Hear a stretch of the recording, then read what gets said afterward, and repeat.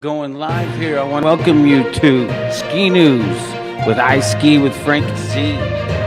First on the docket, April 7th is National Beer Day. We're going to review spring skiing. There's like 5 hot places to go. We're going to talk about those. Where to Cinco de Mayo this year. If you want to ski, party, swim, whatever, I got the list. Spring training routine. That's a skier's spring training routine. Staying in shape, working out, that kind of thing. And then our last music list.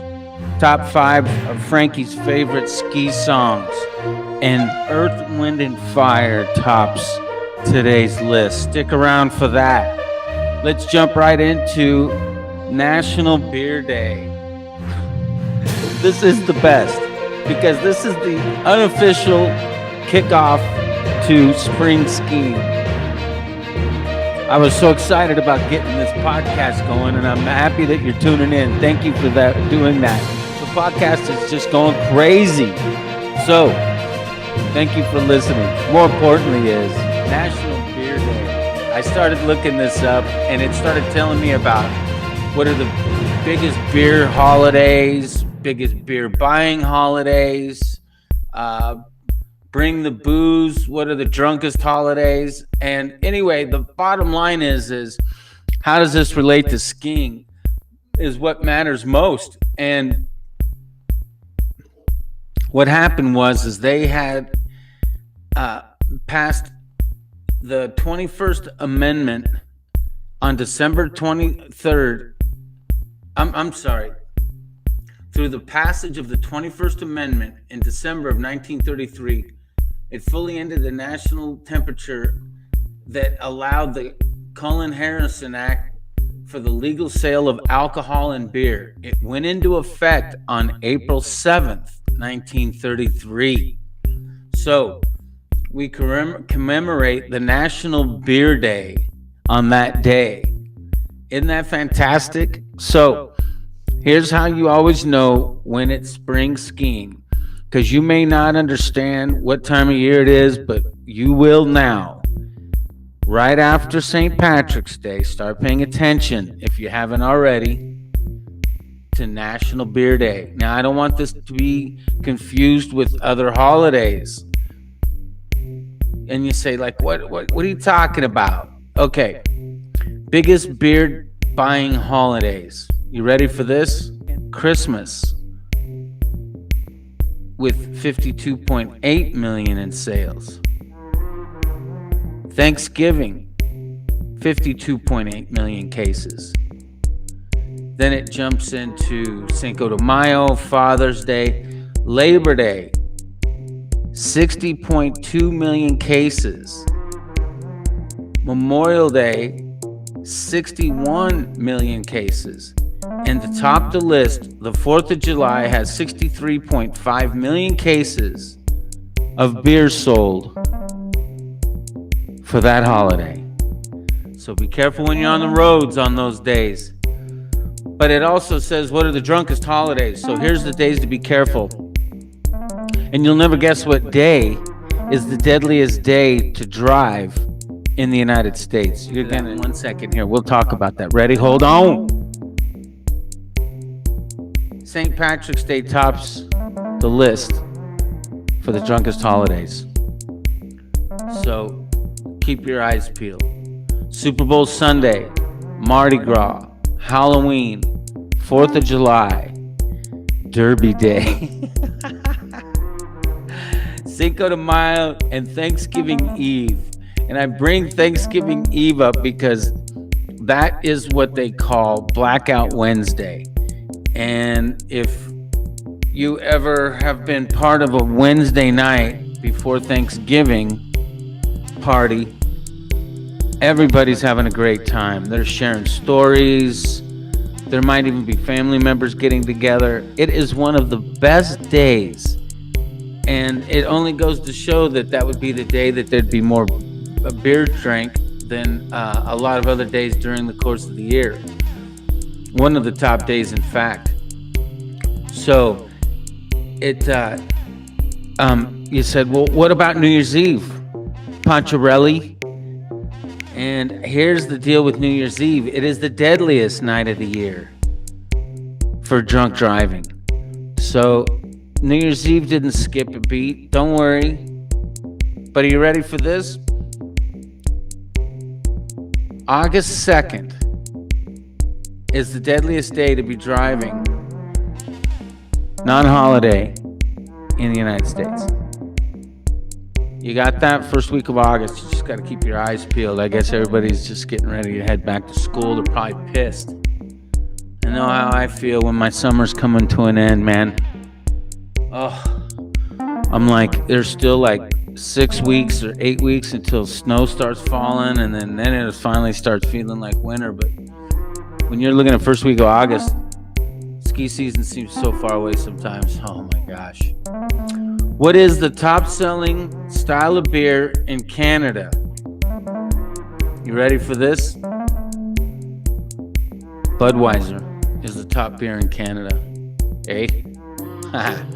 I love it. I love it. So there's your deal with National Beer Day. When you're kicking around trying to decide what's cooking in your world, that's what's cooking in your world. Spring ski season kicks off. When you hear National Beer Holiday, April 7th, alarm should go off in your head. Spring skiing. Are you guys ready for this? By the way, if you're liking this, hit subscribe. And for all of you that already have, thank you for subscribing to the channel. I appreciate that. That's the best. Subscribe, hit the bell, like, leave a comment. Tell me where you like to ski or not, whatever. More importantly is spring skiing. The closest place to spring ski to Phoenix, Arizona, is going to be probably Brian Head, which is cool. Now, I don't want to leave off two things. Arizona Snowbowl is going to be open weekends it has Thursday through Sundays. And we always get one more hellstorm that comes in before Cinco de Mayo. So get ready. They're open with like $19 tickets, I think, in some days. So check that out. Purgatory is open only on weekends, Saturdays and Sundays, until April 18th. So you have 1 week to get up there. Same thing with Lee Canyon outside of Las Vegas. But Brian Head is still turning snow 7 days a week up there. And Brian Head's just 3 hours north of Las Vegas. And I keep talking about that place. So we might have to see what's happening up in Brian Head. Yeah, northeast of Las Vegas by 3 hours is what it tells me on the map, on the Google map. Over here watching the YouTube video with I Ski with Frankie Z. No, the place to be. Glad you're here. Glad you're here. All right, where else do you want to ski? This is what I've been contemplating. Snowbird, Squaw Valley, Mammoth, and A-Basin, all getting a shout out from Frank Diddy from the big city. Now, here's the catch. I did a little Google search, just so you know I'm not throwing out any prejudiced list here. This is what it has on a Google search. It says the 6 best spring skiing resorts in North America. So I guess that means Canada. So we're going to start here. Number 1, it says Mount Bachelor, Oregon. Man, that looks so cool. It's just a single peak with all these runs running down. It's probably the north side of it. They're just cascading down, waiting for my blue running, crazy turning fool to get on that hill. Yahoo! And it says number 2, A-Basin, Colorado. Apropos Basin. Now that the picture that they're showing on this particular view of A-Basin shows like this lodge with a bunch of people all dancing around. So it looks like that's the place to be on weekends. And then the next one's Mammoth. Here's the catch though. I don't want to talk too strongly about Mammoth or the next one, which is Killington, Vermont, because Killington, Vermont is closing this week. So they're out. Or they might already be closed. Let's see. It's usually closed, late school. All right. Yeah, they're probably already closed, if not going to be closing.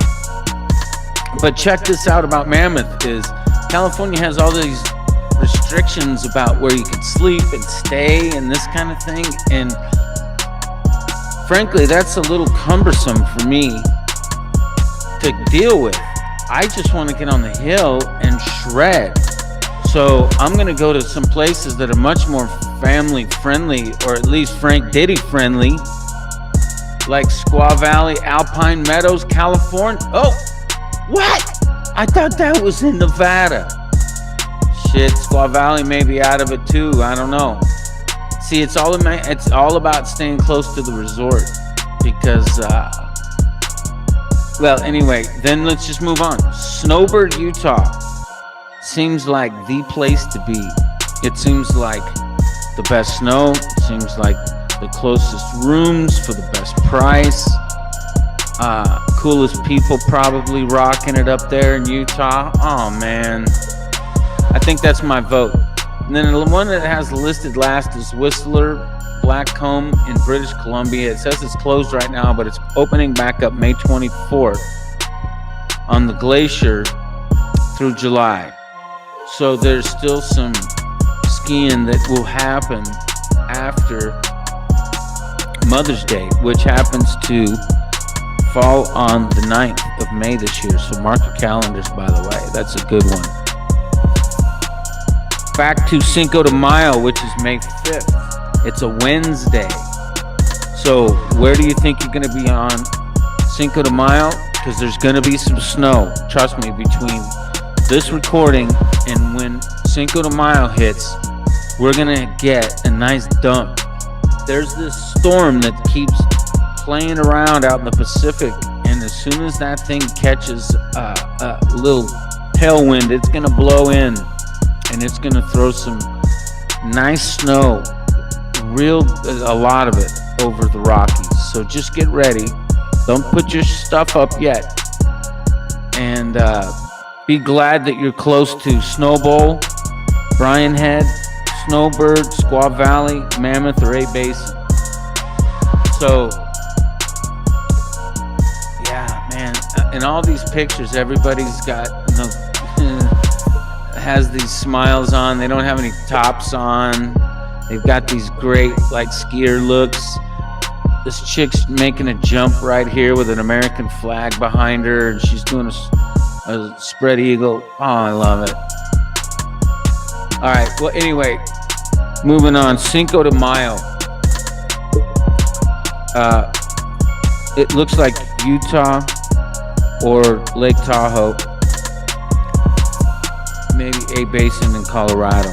We'll have to keep you posted on the Cinco de Mayo. Moving on into sports. Are we ready for the sports issue?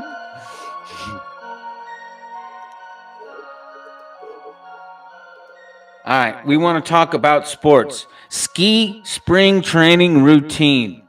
Now, this is real simple because if you don't have a gym membership, don't want a gym membership, that's the first thing.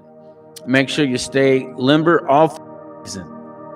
Second, number 2, do yoga or start doing leg squats just with no weight, obviously, just standing there in a crouch position, squat down, stand up. Do this a number of times. It all depends on you, but more importantly is you need to keep your legs in shape. You need to keep your core in shape. You need to keep your upper body in shape. So you also need to be doing push-ups and sit-ups. If you can get into the gym, the routine that I use personally, and there's 1,000 recommendations for the gym from everyone. Some people say I do legs every day. Some people say I do arms every day. Some people do chest every day. Listen, you need to give your muscles a rest. So don't be ridiculous. You have to break things up. This is what I do. You can do a combination of these things. You can do them in any order you like. It really makes no difference. I do them in this particular order because I like doing this routine. And the catch, if you're ready for this, here's the magic to get you into the gym if you can't seem to do that. Because a lot of times when you work out at home, there's 1,000 distractions. But when you're at the gym, there are 0 distractions other than maybe the hot chick that's on the elliptic, or the guys dropping weights, or whatever that goes on in the gym that might have a distraction. But they're positive distractions in a lot of ways, because it's easy to get your mind focused back on what you're doing. In the gym, chest and tries, chest and triceps. You can do 1 set, 6 sets. You can do 5 routines, 1 routine, whatever. Just get in the gym and start working out. And then after you start getting a routine down, after a couple of weeks, you can start expanding your workouts and the number of reps and sets and all this kind of thing based upon you. Second day, that's day 1, chest and tries. Back and buys is day number 2. So I do laterals, I'll do curls, lat pull downs, I'll do curls. Day 3, I'll do shoulders and legs. Shoulders and legs. Chest and tries, backs and buys, shoulders and legs. Those are the 3 days. Break up those 6 routines, add, subtract, whatever you want to do, but stay in shape during the season and while you are in between going to the hill or not. And here's the last thing I recommend. You say, well, I don't like doing crunches or sit-ups. What ab routine can you do? This one's the best. If you stand between a bench that you can jump up on and actually stand on and then jump back down off of, what I want you to do is stand straddled over this bench, and you jump up and just tap the bench and then jump back down. Jump up, tap the top of the bench, and then jump back down. You might have to actually stop and rest in the beginning. Stand there and then jump back down. But you eventually want to be able to jump up, tap, and jump back down. Jump up, tap, and jump back down. Jump up, tap, clap, and jump back down. So there's your ab workout for people that don't want to do crunches or sit-ups or bitch about whatever ab routine that they're not involved in, that they don't care for. The last one is just to lay on your back with your hands underneath the lower part of your lower back, underneath your lowest vertebrae there in the arch of your back. Have your hands form a nice little round cupping underneath your back to give it support, or you can lay a towel underneath there or whatever and just simply do leg ups, where you lift your heels off of the mat by about 4 inches or so and then lay them back down, and you can spread your legs and lift them. You can keep your legs together and lift them, but the fact is that it'll give you an opportunity to work out those abs. Those are really important. When you fall, when you're skiing, as you get older, those are the muscles that you need to contract to pull yourself up, along with the thighs. So your legs and your abs are hugely important as you get older. When you're younger, it's absolutely no different. It just doesn't have that big of an impact on you compared to when you get older. So that's the deal with ski spring training routine. Now, does that change when it comes into the summer and when it goes into the fall? Yeah, absolutely. As you get closer to your ski season starting, I would start adding more weight onto your legs, doing more leg routines, getting your legs in shape, getting your hips in shape, getting your torso strong. And read. That's the best thing.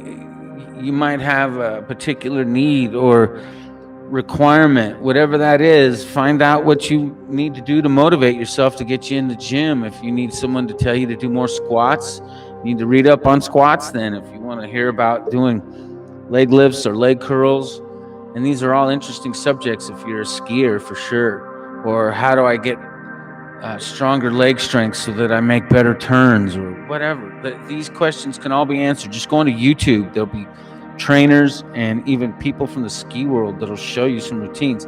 Michaela Sheffrin has a couple videos on my saved videos. If you want to check it out, one of them's her workout routine. It's fantastic. She's got a great little workout routine.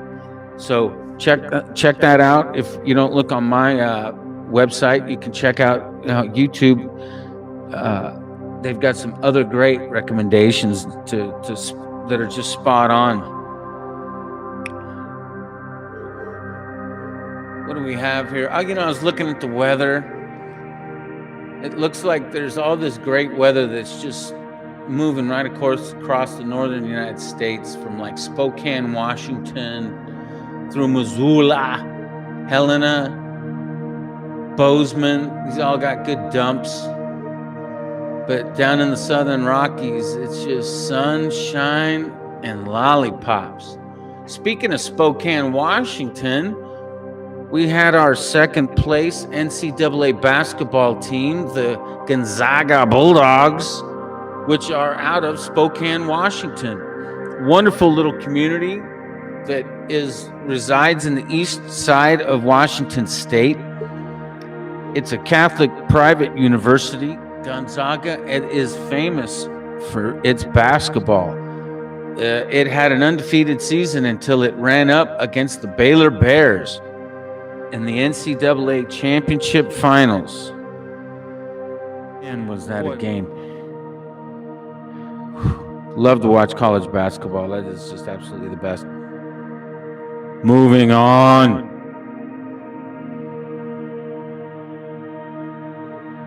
We have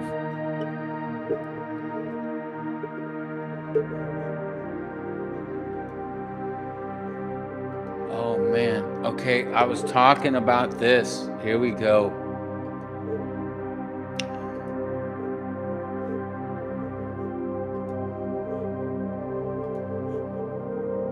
Getting this set up here. Give me just 1 second. Okay. Music list. Wanted to jump into the music list. Top 5 of Frankie's favorite ski songs. Now here's the catch. Before I do, I give a little shout out and a hello. The podcast has just been taken off. It's just been going crazy. And we want to thank everybody that's been listening. And when I say that, we're hot all across Arizona, Colorado, Nevada, California, Utah, Oregon, Washington, Montana. We're huge up in Idaho. We're big in Wyoming. As you come back down, again, Colorado, it's just amazing how many listeners we have. We want to send a shout out and a thank you to all you folks. We also have some international listeners that we wanted to lasso up and bring into the fold and tell them hello and thank you from I Ski with Frankie Z. We have some listeners in Ireland that are checking us out. Oh, that's a terrible accent. Okay, my listeners in Ireland, Hungary, Germany, Switzerland, Slovakia, France, and Slovenia. We'd like to welcome you guys all. Thank you for listening. We love that you're part of the team. We have some other friends from some other places that we'll send some shout outs to later. But right now, if you could hit the subscribe button, hit the bell so that you can get notified anytime we open up with a new show. And we just want to tell Apple Podcast, YouTube, and Spotify, thank you for helping out. We appreciate all the work that you've been doing. And we broadcast on Anchor. Anchor's been great. So just a little shout out to everybody that's been helping put this show together. And if you've made it this far in the show, I just want to tell you thank you for listening. We really appreciate you taking some time for us. Moving into the music. We have a top 5 music list today that is just crazy. Oh my God. If you've been keeping track of all the music that we've been listening to through the course of this season, we should be about 160, 170 songs, something like that. Listen to this top 5. Starting at number 5, Jennifer Lopez comes in with I'm Real. Everything on the list today is old school, poppin', boppin', and that one tops the list today at number 5, Jennifer Lopez. And I'm real, and I'm bum bum bum bum, 'cause I'm real. Check it out. It is such a fun song. I love Jennifer Lopez and that song in particular. So check it out. Check it out. Number 4.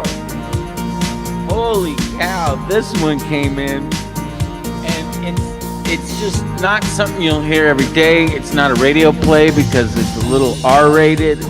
So if you need to cover your puppy's ears while you're playing this one, that's okay. But it makes the booty pop. And it's Ja Rule featuring Ashanti. Mesmerize. Coming in at number 4, Ja Rule featuring Ashanti. Mesmerize. Man, you ready for this? Number 3. Because there's only one thing. No, there's nothing. I'm sorry. I started to think there was one thing smoother. No. There's nothing smoother than the Isley Brothers. And they come in at number 3 with Between the Sheets.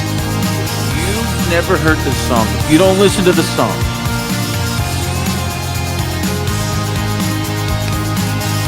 then you're obviously.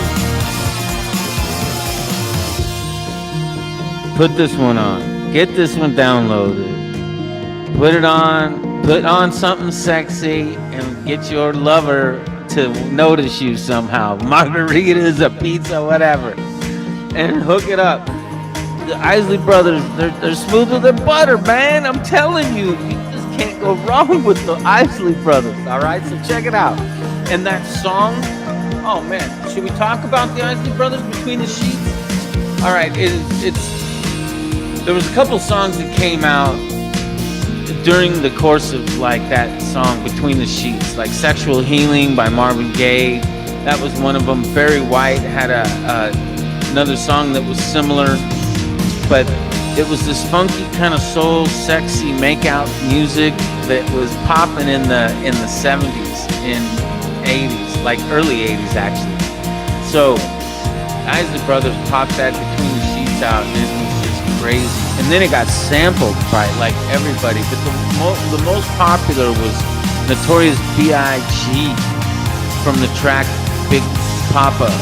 That was the song that really went large with that Between the Sheets. So if you're not sure what that song is, that's who sampled it and made it probably huge. It was Notorious B.I.G.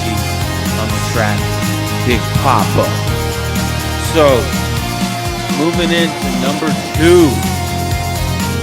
And this one is by the Reverend Al Green. I'm Still in Love with You. I have a memory of when Barack Obama was president, and he was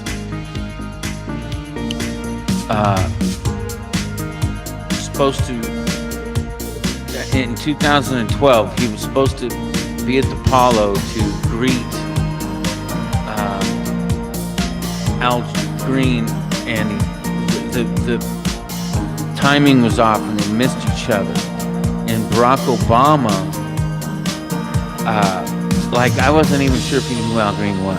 And I don't know why I thought that. I just thought maybe he was just that disconnected, or maybe he didn't listen to any cool music in college. I don't know, but he started singing a couple of bars off of that song.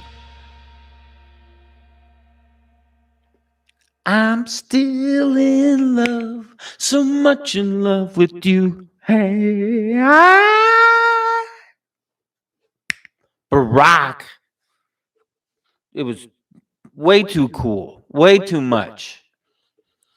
President hooking up a song list like that. And then Al Green was asked later about what he thought about Barack mentioning him and singing that little chord, and he said it couldn't have been done better. Too much. Al Green, too classy. Love that. Now we're sneaking into number one, and I've already told you that the group was Earth, Wind, and Fire. And I know that you've had to been thinking to yourself, what song could possibly this be? There's like so many that it could be.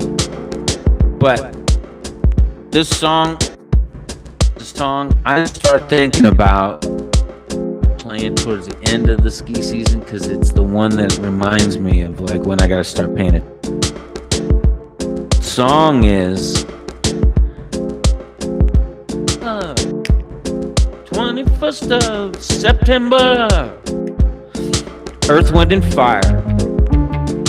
Released in 1978. Man, that was too much. 7th or 8th grade, and that song came out. And it was a song that you could dance to, made you feel happy.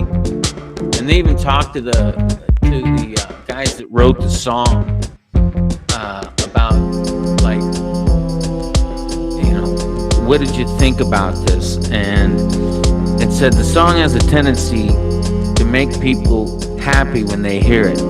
Ali Willis, who wrote the song with Maurice White and Al McKay from Earth, Wind, and Fire, describes it as joyful music. Boy, is that the truth. It was the first song that Willis wrote with the band, and it was quite a learning experience, she told the staff. It was based a lot on Eastern philosophy, and she starts to talk about how when they collaborated and wrote it together, that they were like so excited about the song, though it had like this blubber in it. You know, when you hear the song,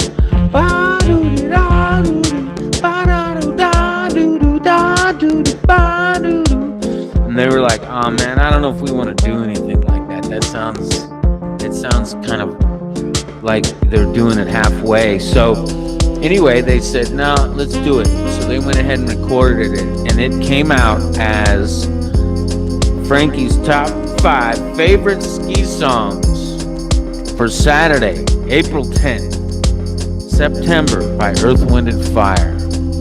And that's what we have. I had a quick thing here I want to say also to Radio Public. Thank you for tuning in. Overcast, everybody listening on Pocket Cast, Castbox, Breaker. We love that you're on there. Google Podcasts, Apple iTunes, Spotify. Everybody that has sent in, has subscribed and liked, we appreciate that. And we look forward to seeing you real soon. Frank Diddy here, and peace out. I love the show. Thank you for tuning in. Oh man, what's a fella to do? Dun, dun, dun, dun. Do you remember the 21st of September?